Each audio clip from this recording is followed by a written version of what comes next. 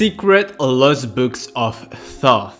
Thoth was an Egyptian god of wisdom who was supposed to introduce hieroglyphics into ancient Egyptian civilization and write about 36,000 books. Those books survived even to the early centuries AD because, for instance, Clement of Alexandria claimed that he saw 42 of them. Those books were on almost every topic possible because Thoth was the god of wisdom. So those books concern the workings of the universe, theology, astronomy, astrology, and many other topics. But what exactly was in those books and what happened to them? In this episode, I would like to talk to you about the lost secret books of Thoth and the knowledge that was hidden in them, and the knowledge of which could totally change our modern world.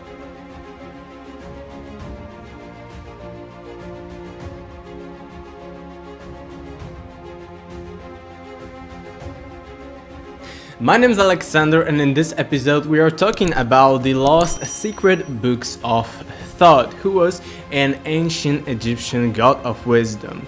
I'm a Polish researcher, author of actually two books, one which is a short book in English which is available on the Amazon, which is called The Giza Pyramids Alignment Guide, and one full book, more than 400 pages in length, Deja Vu Has Everything Already Been, which actually will be in a few days available in English. I've just finished translating it. I just added some, stuff like the headings, the illustrations, because it has about 70 illustrations. So if you're interested in my works, I actually research ancient civilization, lost knowledge, esoterics and metaphysics, and many more. Don't forget to subscribe to my channel and stay for a moment later. On my Polish channel I am uploading almost daily, so if you now want me to upload on this channel more frequently, please write on the comment section. In the nearby future I am getting the patrons, so I would have the support needed to continue my work here on my English channel. But let's go back to the books of Thoth. Thoth, as an Egyptian god of wisdom, was supposed to write many books, and actually different ancient historians and writers give us different measures, different numbers of those books. Josephus says that he wrote about 20,000 books, while Manetho, who was a Greco-Egyptian priest who was to write down the entire history of Egypt, says that Thoth wrote about 36,525 books.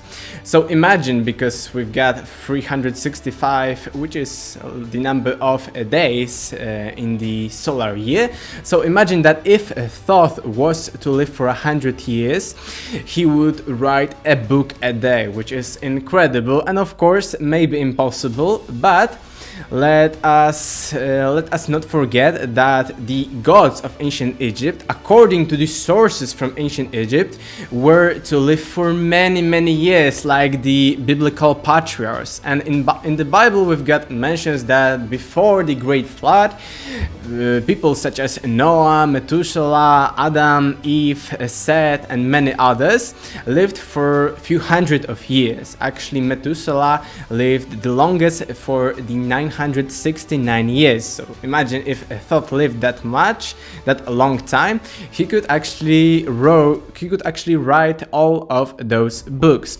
But actually, according to the ancient Egyptians, these gods such as Thoth, Osiris, and many others lived in very remote times, because actually the ancient Egyptian civilization of the official historical chronology began about 3100 years BC. It was then that the Upper and Lower Egypt were unified, and it was then that the official ancient Egyptian state came to being.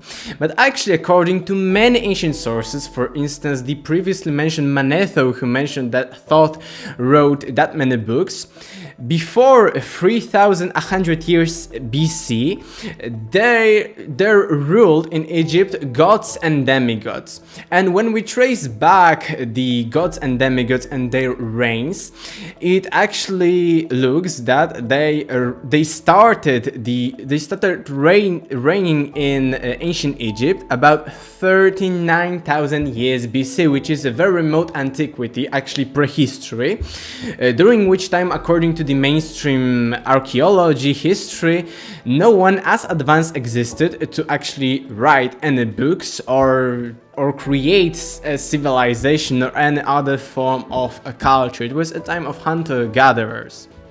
And for instance, Manetho's King's List is very similar to the official chronology which was established by archaeologists and historians. However, the historians and archaeologists of modern era only take into concern those rulers after 3100 BC, and they actually ignore any previous rulers which were gods and demigods. But actually we've got plenty of other ancient sources which not only show the entire, almost the same chronology as Manetho, but also speak of those divine and semi-divine rulers who ruled actually 39,000 years BC. They started ruling up to those 3,100 years BC, which was the start of, let's say, human rulers in ancient Egypt. And we've got other sources about which I spoke in my other video which went viral immediately.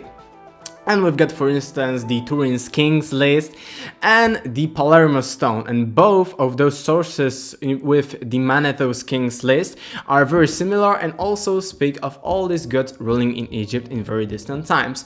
So if Thoth was a real, let's say, person or a divine or semi-divine ruler, he had to live in a very, very ancient or even prehistoric times, and it was then that supposedly he wrote all those books. So who knows if he was some divine or semi-divine ruler.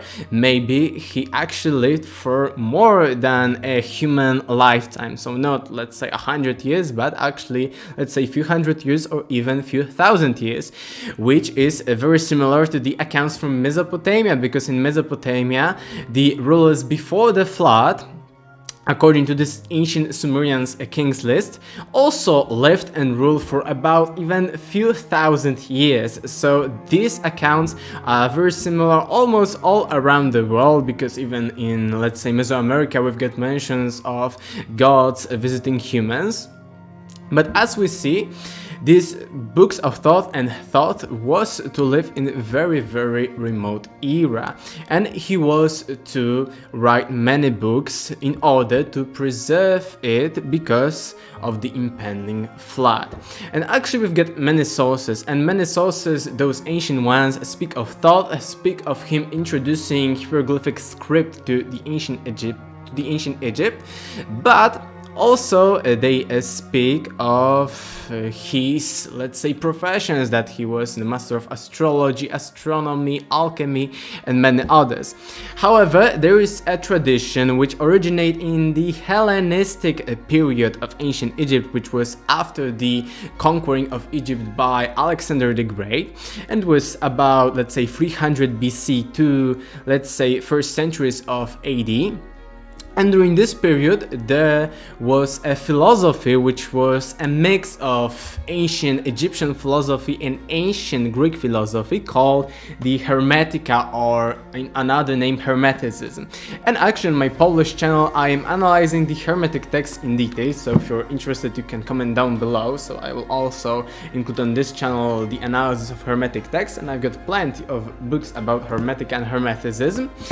And it shows that the wisdom of Thoth that was originally written in all of those books survived to the first centuries AD, because, for instance, a theologian from Alexandria, and Alexandria was a great city with lots of libraries, the famous Library of Alexandria, and most of the famous ancient philosophers, writers, theologians studied there. So Clement of Alexandria claimed that during about about year 200 AD, he saw the priests carrying 42 books of Thoth that survived. So those few thousand books that he wrote did not survive. However, 42 books survived, and they were about astrology and alchemy mostly. So as we see, these books were real and they were preserved in Alexandria. And of course, there were burnings of the libraries of Alexandria. There were plenty of burnings of that library in Alexandria. And in Alexandria, there was almost all the knowledge from the Hellenistic period. So it was knowledge from ancient Egypt, from ancient Greece. And remember, if it was from the Hellenistic period when Alexander the Great conquered almost entire ancient world, there was also knowledge from Persia and from India. So there was plenty of knowledge, and also those ancient books of Thoth. And actually, to the modern times, there survived some of the, let's say, writings of Thoth, because original books of Thoth haven't survived. They 42 survived to about 200 AD, but later they were lost. However, we've got plenty of ancient historians quoting Thoth, quoting Hermetic texts and other sources which were supposed to be written by the great god Thoth. And for instance, we have got the Hermetic text, for instance, Corpus Hermeticum, which is a set of 17 books that were supposedly written by Thoth, because the main hero, the main speaker in those books is Hermes Trismegistus, which was the Greek name for the god of wisdom Thoth. And also in this Hermetic text, which are supposedly writings of Thoth but later rewritten, are also Asclepius and other fragments of those books, and they concern many interesting topics. For instance, they speak about God, about the universe, which according to Hermeticism and Thoth was mental. According to this philosophy, our entire universe is mental, which is very similar to what I've talked in my previous video from a few months ago about God's consciousness, because in many ancient texts we've got a mention that the entire universe is mental, that everything resides in the mind of God. And this idea was later called micro and macrocosmos, in which the microcosm represents the macrocosm, which is the Hermetic, let's say, aphorism, like as above, so below, as within, so without. So as is the human mind, so is the mind of God, which is the entire universe. So in order to understand the universe and the entirety of existence, we do not need to measure something outside of us. We just have to get to know our minds very well. And if we know how our mind works, how it is, and what actually it is, what is its nature, we can know God, we can know the entire universe. And actually the wisdom of Thoth and the wisdom of the Hermetica is derived not from the science like modern science based on measurements, physical theories and many others, but on the meditations on the mind and on the mystical visions of Thoth, also called by Greeks Hermes Trismegistus. So it is very important knowledge in my opinion, because it shows us that the human potential is almost unlimited. And actually the wisdom of Thoth is very important in understanding ancient mythologies, gods and many other things, because according to it, men are mortal gods and gods are immortal men, which shows us that our soul, which is immortal, is actually godlike, and that we have got all the specifics of the creator. So as in the Bible we were made in the image of the, let's say, creator. However, others interpret it as another thing, because in ancient astronaut theories we've got that we were made in the image of the aliens, not God. However, I would not talk about it in this chapter, in this episode. However, it is very interesting because, as we see, those concepts from Hermetica, from the books of Thoth, are actually very consistent with, for instance, Christianity, not only with the Genesis, which some say that the Genesis influenced Hermetica, not the other way around, but in my opinion, both cultures actually influence each other, because the logos, the mind of the creator, in other words, was also known not only in, for instance, the book of John, but also in the ancient Egypt. So we've got plenty of similarities. However, I will talk about it in another episode because I got to another topic. However, the Hermetica and those writings of Thoth are very consistent with Christianity. They are consistent with Hindu thought, in which everything is in the mind consciousness of Brahman, and Brahman is the primeval universal consciousness, and also with other mystical thoughts of the entire times, which points to the universality of those teachings and to the idea that the wisdom of Thoth, wisdom of the Hermetica, is universal and contains in it truth. However, if you want to know more about the Hermetica, which is a little bit different than the books of Thoth, write down in the comment section. I will create other videos about it. So, unfortunately, we do not know much about the books of Thoth. We know that they concern almost all of the wisdom that was there, and they were speaking about astrology, alchemy, and other stuff on God, theology. However, none of those books survived our times. We've got only later Hermetic texts, and we've got mentions of the later ancient historians and writers who supposedly, as Clement of Alexandria, saw those books.